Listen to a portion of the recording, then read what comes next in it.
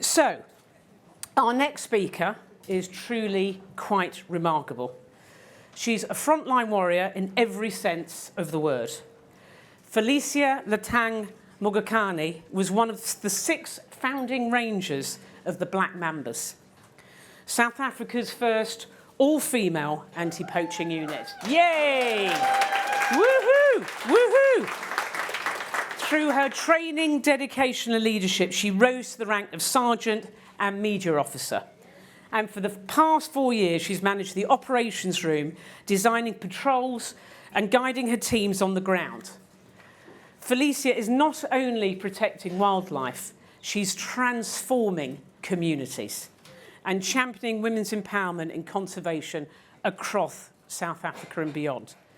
So before Felicia comes to the stage, let's just take a look at the incredible work of her and the Black Mambas team.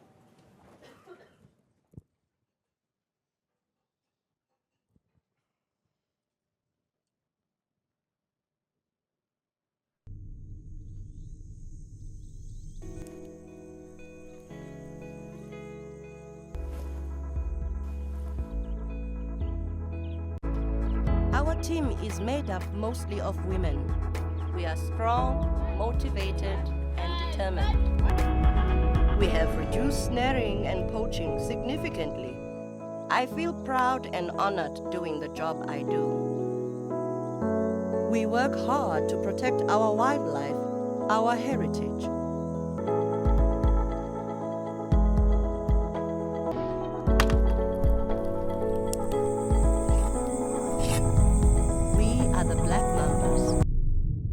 We believe that we can create change and save our rhino.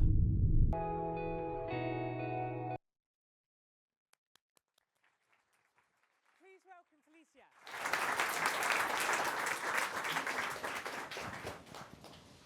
Hello, everyone.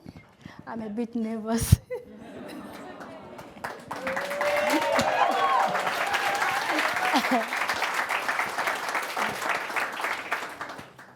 My name is Felicia Mogakane.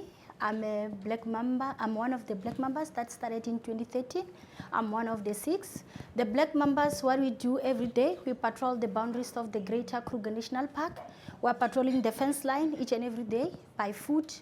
Our fence is 17 kilometers. When we're patrolling the fence line, we're checking for tracks or anything that might happen during the night. If we find something on the fence line, we take pictures because we are using smartphones. It was donated by Samsung, so we have 2 apps, that is Chloe and Hydra. So the members, when they're on the fence line, when they see something, they have to take pictures and report it back to the ops room, where sometimes I work. And then the other group will go to snare sweep, where they will sweep for snares. There is 2 kinds of snares. There is cable snares and wire snares. So these snares are being put by bushmeat poachers, not rhino poachers, because we have 2 different kinds of poachers. It's bushmeat poacher and a rhino poacher. So these people, they put snares inside the reserve, hoping to catch antelopes, and they take the meat and sell it to the community. So the Black Mambas make sure that they go out early in the morning and remove the snares, because the snares are dangerous than a gun. A snare can kill 10 antelopes a day, because when a bushmeat poacher set a snare, they're setting it for impala. When they catch that impala, they remove the impala and leave the snare there. So the snare is going to kill so many animals that are going to pass through that snare.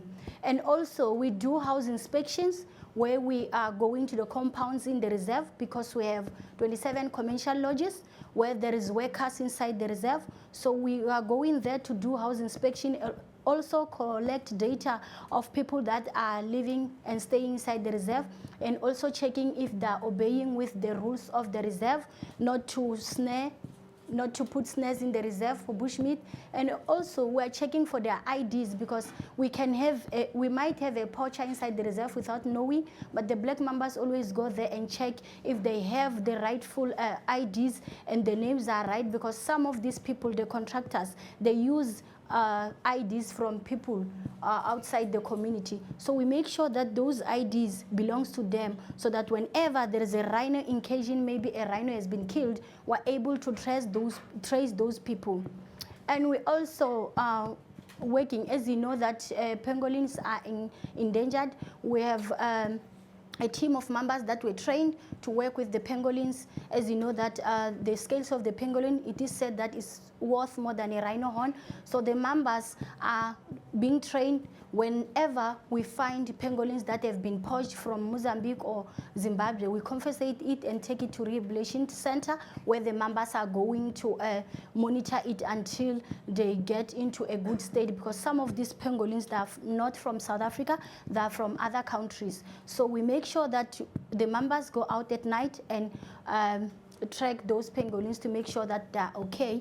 And also we do roadblocks at the gate where we are patrolling, where we are checking for cars that are coming outside of the reserve and the ones that are coming inside the reserve. What we're checking for any illegal gunshot, any illegal gun, and then also illegal wildlife trade.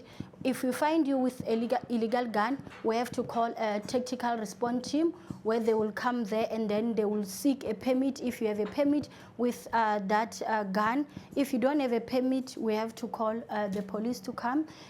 We also do environmental education where we have adopted 2,000 children in the community, and also we teach about environment and conservation, because we see that there is a need for people in the community to know about, because they lack education about conservation.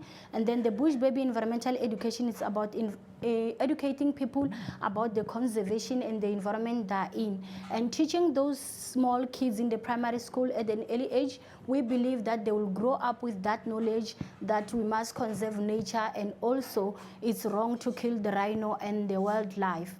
And also, when they go home, they will tell their parents that the black Mambas say no to killing the rhinos and the wildlife, because poachers are people who we are staying with at the villages, at the communities. Poachers are the people who their wives who go with in the churches, and their kids go to the same school as our kids. So the reason the black Mambas are unarmed is because we don't want to replace a life of a human being with the life of an animal. So through education and making ourselves visible, because we are the eyes and ears of the reserve, making the greater Kruger undisabled place for poachers to come in.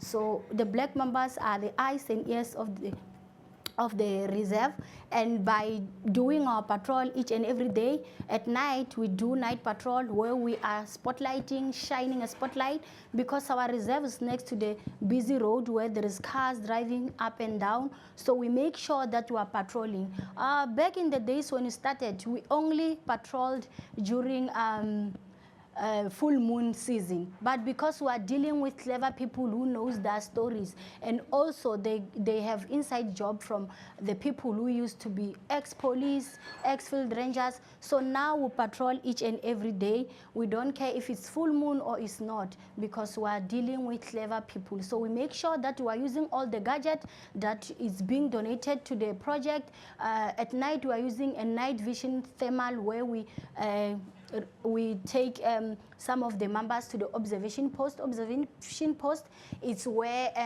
we stay and listen for any gunshot, any barkings of dogs, or use our senses in order to smell and detect all the anything that is going around in the reserve. So it has been helpful. The night vision thermal has been helpful because we can able to check the rhinos if they are okay. We normally do observation posts in our hotspot and also at the drainages where we know that the rhinos are going to come there and drink water.